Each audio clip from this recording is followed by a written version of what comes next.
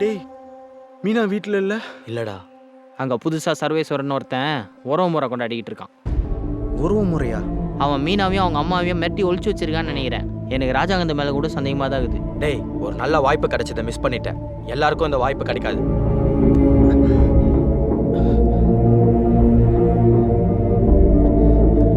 இது யாரு? Hello sir, நான் அன்பு பேசுகிறேன் சார். பேசு. சார் என்ன சார் இப்படி பண்ணிட்டீங்க? என்ன பண்ணிட்ட? சார் உங்களை நம்பி தானே சார் வைரத்தை கொடுத்தேன். இந்த பாரு, நீ சொல்றதெல்லாம் கரெக்டு தான். நீ உனக்கு சொந்தம்னு வைரத்தை கொண்டு வந்து கொடுத்த. அந்த வைரத்துக்கு சொந்தக்காரன்னு ஒருத்தர் வந்திருக்காரு. இப்ப அவரே எனக்கு சொந்தமாக போறாரு. என்னால என்ன பண்ண முடியும்? இப்படி சொன்னா எப்படி சார்? டேய், இதெல்லாம் 100 கோடி 200 கோடி ரூபாய் பிசினஸ். உன்னாலாம் இதை தாங்க முடியாது. முதல்ல உன் உடம்ப பார்த்துக்கோ. வாழ்க வளமுடன். Hello hello. என்னம்மாம்மா பலமான யோசனை? என்னடா பேசிட்டு இருக்கும்போது ஃபோன் கட் பண்றாரு. அவங்க எல்லாரும் ஒன்று சேர்ந்துட்டாங்கடா. ஆமாண்டா. இல்ல மாப்ள, இங்க வந்தவங்களை இங்கேயே முடிச்சிருந்திருக்கணும். அவனுங்க வெளியில போய் அன்பு கிட்ட சொன்னானுங்கன்னா அவனுங்க ஏதாவது பிரச்சனை பண்ணி நாளைக்கு நமக்கெல்லாம் ப்ராப்ளம் ஆகும். இதான் உங்க பயமா? ஆ, யாம் இருக்க பயமேன். ஹலோ அண்ணா சொல்லுங்கண்ணா. டேய் குணா, அண்ணா சொல்லுங்கண்ணா. யாராச்சும் தூக்கணுமா? நேரா ரிசான் ஹாஸ்பிட்டல் போங்க. ஓகேண்ணா. அங்க ரியல் எஸ்டேட்ல வேலை பார்க்குற அன்புவும் அவன் ஃப்ரெண்டுங்களும் இருப்பாங்க. சரிண்ணா. தடையுமே இல்லாத கதையை முடிக்கிறீங்க. நேரா ரிசன் ஹாஸ்பிட்டல் போடா. சரிண்ணா, நான் பார்த்துக்கிறேண்ணா. ஓகே. எனக்கு தெரிஞ்சு நம்மளை முடிச்சு கட்ட பிளான் பண்ணிட்டாங்கடா. நம்ம இங்கேருந்து உடனே எஸ்கேப் ஆகிறோம். நாம ஏன்டா ஓடணும்? டேய், நீ நினைக்கிற மாரி அவங்க சாதாரண ஆள் கிடையாதுடா. அவங்க எவ்வளோ பெரிய ஆளாக இருந்தால் நமக்கு என்ன? நம்ம என்ன சொம்பையா? டேய் ஆமாம், நான் போட்டிருந்த சட்டை எங்க? ரத்தக்கார பட்டத்தினால அதை எடுத்துட்டு போய் அங்கே போட்டேன்டா. அது எனக்கு இப்போ வேணும். அதை வச்சு என்னடா பண்ண போற? டேய் நான் சொல்கிறேன்டா, நீ எடுத்துட்டு வாடா. டேய் இங்கே தாண்டா எங்கேயாவது இருக்கும். சிஸ்டர், நான் போட்டிருந்த ஷர்ட் எங்க சிஸ்டர்? அதுல ஒரே ரத்த கரையா இருந்துச்சு, அதனால அதை தூக்கி குப்பை தொட்டியில போட்டுட்டோம். டேய் மச்சான், போய் தயவு செஞ்சு எடுத்துட்டு வாடா ப்ளீஸ்டா. கொஞ்சம் பாருங்கடா, டேய், போங்கடா. வாடா வாடா. சரி இருடா பார்க்குறோம். என் கல்யாணத்துக்கு ரிஜிஸ்டர் ஆஃபீஸர்கிட்ட சொல்லிட்டீங்களா? சொல்லிட்டேன் மாப்ள, வீட்டுக்கே வந்துடுறேன்னு சொல்லிட்டாரு. மிக்க மகிழ்ச்சி. மாப்ள, நீங்க அதை பத்தியெல்லாம் கவலையே படாதீங்க. ஜாமன் பண்ணிடலாம். ஓகேவா? பக்காவா பண்ணிடலாம். பா, இதெல்லாம் உங்களுக்கே நியாயமா இருக்கா? ஏங்க, நம்ம பொண்ணோட வாழ்க்கையை கொஞ்சமாவது நினைச்சு பாத்தீங்களா? ஏய், நல்லா உள்ள தேடுறா. என்ன பேசுறீங்க? உங்க பொண்ணோட வாழ்க்கை நல்லா இருக்குன்னு சொல்லிட்டு தானே மாமா ஆசைப்படுறாரு. இதை ஏன் புரிஞ்சுக்க மாட்டேங்கிறீங்க? சி, யாருக்கு யாருடா அத்தை? உங்க பொண்ணை நான் கல்யாணம் பண்ணிக்கிட்டா நீங்க தானே அத்தை எனக்கு அத்தை. வேற யாரு எனக்கு அத்தை? நீங்களே கொஞ்சம் சொல்லுங்க என் அத்தை. நீ பண்றது உனக்கே நியாயமா இருக்கா? உன் வயசு என்ன, என் பொண்ணு வயசு என்ன? அப்படி என்னத்தை எனக்கு வயசாயிருச்சு. 70 வயசுல 30 வயசு பொண்ணை கல்யாணம் பண்றதும் 50 வயசுல 20 வயசு பொண்ணை கல்யாணம் பண்றதும் நம்ம நாட்டுல ஒன்னும் புதுசு இல்லையே. பணமும் பதவியும் இருந்துட்டா வயசு ஒரு வித்தியாசமே கிடையாது. எனக்கு 45, உங்க பொண்ணுக்கு 25. கூட்டி கழிச்சு பாருங்க, கணக்கும் சரியா இருக்கும், ஜோடி பொருத்தமும் சரியா இருக்கும். என்ன மாமா, நான் சொல்றது கரெக்ட் தானே? ஆமா மாப்ள, நீங்க சொல்றது சரியாதான் இருக்கு.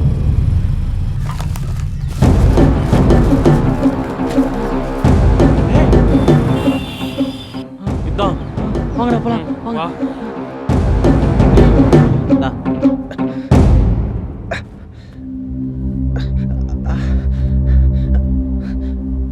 டேய், என்னடா தேடுற? மச்சான், இதுல ஸ்பை கேமரா வச்சிருந்தேன்டா. ஸ்பை கேமரா சொல்ற? ஆமாண்டா, வச்சிருந்தேன்டா. ரொம்ப தேங்க்ஸ் சார்.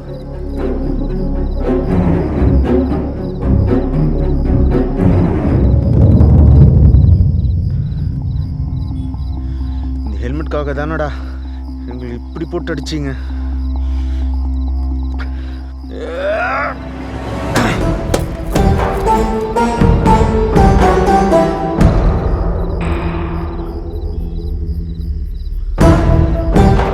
என்ன டைமண்ட் மாதிரி இருக்கு? இதுக்காக தான் எத்தனை பேர் துரத்துனாங்களோ.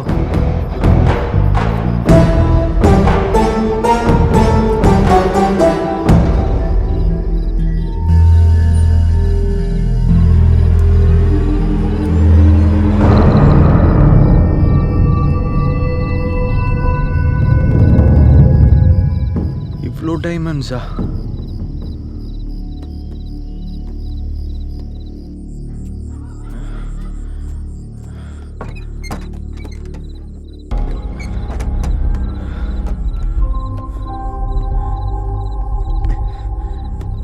இவ்வளோ டைமண்ட்ஸை ஹெல்மெட்குள்ளே மறைச்சி வச்சுருக்காங்கன்னா இது கண்டிப்பாக கடத்தல் பொருளாக தான் இருக்கும்.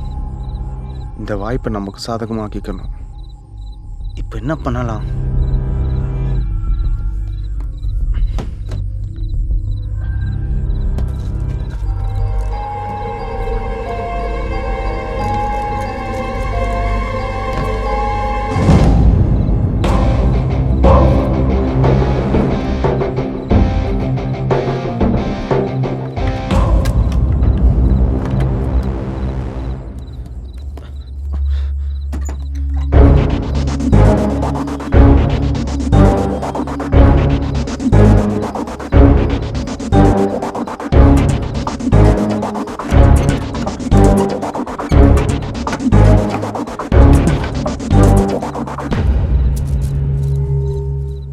இந்த டைமண்டை ஒயிட் ஆக்கணும்னா அது ராஜாங்கத்தால் தான் முடியும்.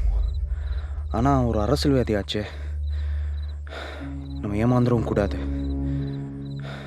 என்ன பண்ணலாம்? கேமரா.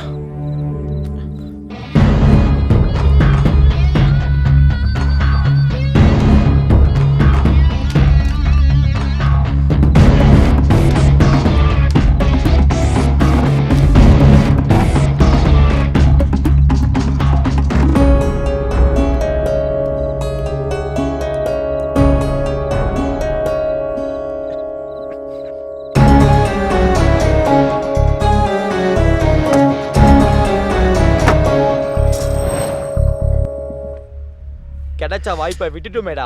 நமக்கு சாதகமாக அந்த விட்னஸையும் மிஸ் பண்ணிட்டோம். நம்ம எல்லாரோட கனவும் இப்படி ஆகும்னு நினச்சி பார்க்கவே இல்லடா.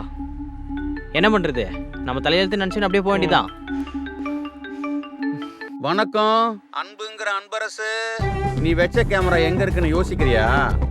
ஹலோ, யாருங்க நீங்கள்? உன் சகல சர்வேஸ்வரன். சகல உள்ளூர் ரியல் எஸ்டேட்ல வேலை பார்க்குற நீயே இப்படி யோசிக்கும் போது இன்டர்நேஷனல் லெவல்ல பிஸ்னஸ் பண்ற நான் எப்படி யோசிப்பேன்? உன் சட்டையில வச்ச கேமராவை நான் தாண்டா தூக்கினேன். எப்படின்னு பாக்குறியா?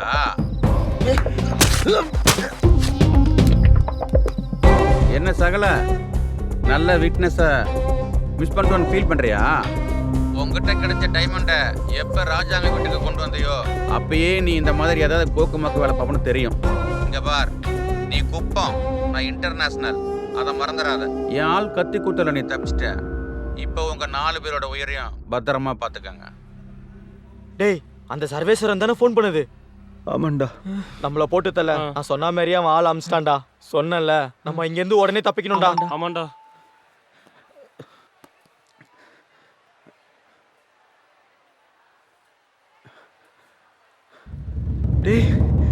டேய் மச்சான், இங்க பாருடா.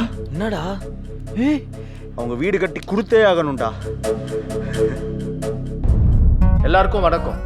மழை, வெயில், புயல் இப்படி இயற்கை சீற்றத்துக்கு பயந்து வாழ்ந்துட்டு இருந்த நம்ம ஆண்டாள் குப்பத்து மக்களின் ரொம்ப நாள் ஆசையானது நிரந்தரமான வீடுகள்.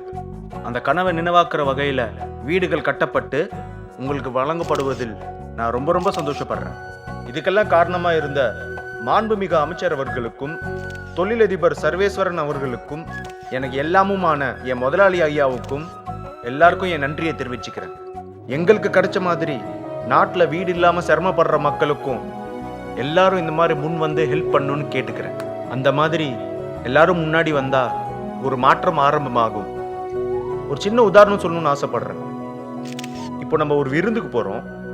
அங்கே நம்மளுக்கு பிடிச்ச உணவெல்லாம் வச்சுருந்தாலும் பசி அடங்கிடுச்சுன்னா போதும்னு சொல்லிடுறோம். பணமும் அந்த மாதிரி தான்.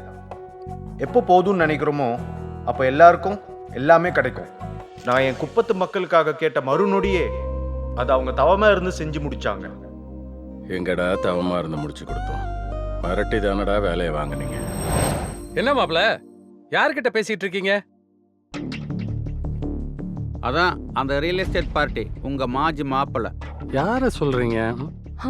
ஓ, அன்பா? அவனே தான். என்னாச்சு? உங்ககிட்ட டைமண்ட் கொடுத்தத ஸ்பை கேமரா வச்சு ரெக்கார்ட் பண்ணிட்டான். ஐயோ, பதட்டப்படாதீங்க, நான் ஆள் வச்சு தூக்கிட்டேன். அதை பத்தி தான் அவங்ககிட்ட பேசிட்டு இருந்தேன். கிடைச்ச விட்னஸ் மிஸ் பண்ணிட்டேன்னு ஃபீல் பண்ணிட்டு இருக்கான். பாவம்.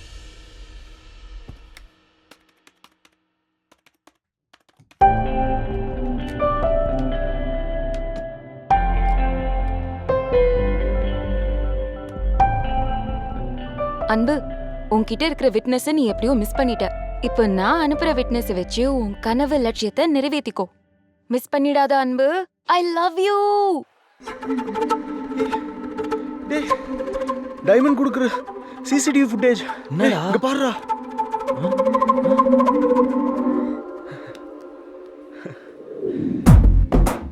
சார், 100 கோடி ரூபாய் டைமண்ட் உங்களை நம்பி தானே சார் கொடுத்தேன். எங்க ஜனங்களுக்கெல்லாம் வீடு கட்டி தரேன்னு சொன்னீங்களே சார். அவங்க வாழ்க்கையில எல்லாம் விளையாடாதீங்க சார். ஏய், என்ன தஞ்சாவூர் பொம்மைன்னு நினைச்சுக்கிட்டியா? நீ ஆட்டுற பக்கத்துக்கெல்லாம் நான் ஆடிக்கிட்டு இருக்கிறதுக்கு. சார், இப்போ நான் உங்களுக்கு ஒரு வீடியோ அனுப்பிச்சிருக்கேன் சார், அதை பாருங்க. அப்புறம் தானா நீங்க ஆடுவீங்க தஞ்சாவூர் பொம்மை மாதிரி. என்ன மாப்ள, டைமண்ட் கொடுக்கற மாதிரி வீடியோ டைமண்டா? மாப்ள, இது நம்ம வீட்ல இருக்க ஃபுட்டேஜ் மாப்ள. இது அன்பு, எங்க மக்களுக்கு வீடு கட்டி தரேன்னு சொன்னீங்களே, கட்டி கொடுத்துருங்க. இல்லைனா இந்த வீடியோ எங்க போய் சேரணுமோ அங்க போய் சேர்ந்துரும். அதுக்கப்புறம் என்ன நடக்கும்னு உங்களுக்கே தெரியும். வாழ்க வளமுடன். வச்சுட்டுமா? இப்போ பாரு. ஹலோ, என்ன சகல சர்வேஸ்வரா, ஷாக் ஆயிட்டியா? என் சட்டையில இருந்த கேமராவை தூக்க தெரிஞ்ச உனக்கு ஓ மாமனார் என்ன? சச்சா, என் மாமனார் வீட்டுல இருந்த சிசிடிவி ஃபுட்டேஜை பாத்தியா? பார்க்க மறந்துட்டியா சகல? உனக்கும் எனக்கும் மேல, ஏன் எல்லாத்துக்கும் மேல ஒருத்தன் இருக்கான். வச்சுட்டுமா? நான் ஒரு கணக்கு போட்டேன், அது என்னுடைய சுயநலம். நீங்க ஒரு கணக்கு போட்டீங்க, அது உங்களுடைய சுயநலம். அவன் ஒரு கணக்கு போட்டான், அதுல பொதுநலம் கலந்துருக்கு. அதான் ஆண்டவன் அவனுக்கு செவிய சாச்சிட்டான். இனிமேல் அவன் பேச்சை கேட்டுதான் ஆகணும். அதுதான் நல்லது. இப்போ நம்ம வீட்டு பத்திரங்களை நம்ம அமைச்சர் ஐயாவும் நம்ம சர்வேஸ்வர் ஐயாவும் நமக்கு கொடுக்க போறாங்க. அதுக்கு முன்னாடி நமக்காக சில வார்த்தைகள் பேசணும்னு நம்ம அமைச்சர் ஐயாவை கேட்டுக்கொள்கிறேன் சார்.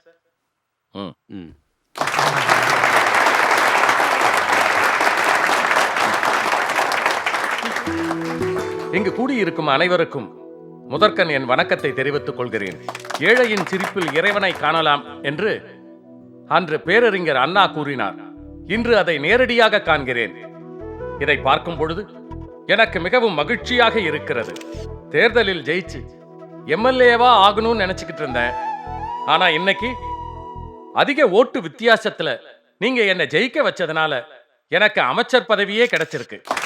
இதுக்காக உங்க எல்லாருக்கும் முதல்ல என் நன்றியை தெரிவிச்சுக்கிறேன். இந்த அமைச்சர் பதவியினால இன்னும் மக்களுக்கு எவ்வளவு உதவிகள் செய்ய முடியுமோ அதை நான் செய்யாம இருக்க மாட்டேன். இப்படிப்பட்ட ஒரு எண்ணம் என் மனதிலே துளிர் விடுவதற்கு காரணமாக இருந்தவர் இதோ என் பக்கத்தில் இருக்கும் இந்த தம்பிதான். அவருக்கும் அவருடைய நண்பர்களுக்கும் என்னுடைய நன்றியை தெரிவித்துக் கொள்கிறேன். என் சொந்த நிலத்தினாலேயோ இல்ல சர்வேஸ்வரனுடைய அறக்கட்டளை பணத்தினாலேயோ இந்த வீடுகள் கட்டப்படல. ஆர்ஆர் கன்ஸ்ட்ரக்ஷன் ஓனர் ராமசாமியும் இந்த இளைஞர்களும் தான் இது எல்லாத்துக்குமே காரணம். இப்படிப்பட்ட இளைஞர்கள் தெருவுக்கு 4 பேர் இல்ல ஊருக்கு 4 பேர் இருந்தா போதும். இப்படிப்பட்ட மாற்றம் வரும், ஊர் செழிக்கும். வாழ்க வளமுடன்.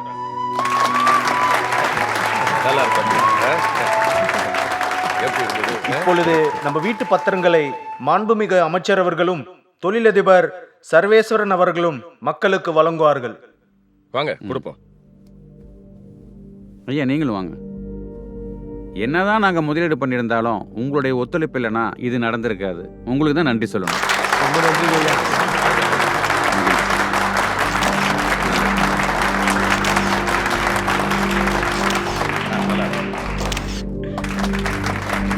இந்த சந்தோஷமான நேரத்துல இன்னொரு மகிழ்ச்சியான விஷயத்தை சொல்ல போறேன். என்னடா, விழாவிற்கு மகளையும் அழைச்சிக்கிட்டு வந்திருக்காரு. இது வாரிசு அரசியலா இருக்குமோன்னு நினைக்கிறீங்களா? அப்படி இல்ல. இதோ அன்புக்கு என்னுடைய மகள் மீனாவை திருமணம் செய்து வைப்பதாக உங்கள் முன்னிலையில் உறுதி கூறுகிறேன்.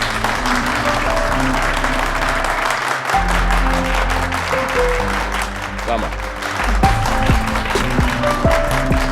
அன்பு, சந்தோஷமா இருக்கு. மீனா, உனக்கு தான் நாங்கள் தேங்க்ஸ் சொல்லணும். நீ மட்டும் வீடியோ அனுப்பலன்னு வச்சுக்கேன், யாருக்குமே வீடு கிடைச்சிருக்கா தெரியுமா? நான் தான் உங்களுக்கு தேங்க்ஸ் சொல்லணும் இந்த மாதிரி நல்ல காரியத்தை பண்ணதுக்காக. ஐயோ நீங்க 2 பேரும் தேங்க்ஸ் சொன்னது போதும் சாமி. இந்த மண்டபத்தை முழுக வச்சிடாதீங்க. என்ன தம்பிங்களே, உங்க எண்ணப்படியே எல்லாம் நல்லபடியா முடிஞ்சது போதுமா? என்ன ரொம்ப சந்தோஷம். சந்தோஷம் தானே? அண்ணா மேடையிலேயே கேட்கணும்னு நினைச்சேன், என்னண்ணா இப்படி மாறிட்டீங்க? அது வந்து இப்பதான் எனக்கு நல்ல புத்தியே வந்திருக்கு. இது எல்லாத்துக்கும் காரணம் நீங்க தான். இந்த நல்ல புத்தியை கொடுத்த கடவுளை பார்க்க பழனிக்கு பாத யாத்திரையா போயிட்டு இருக்கேன்பா.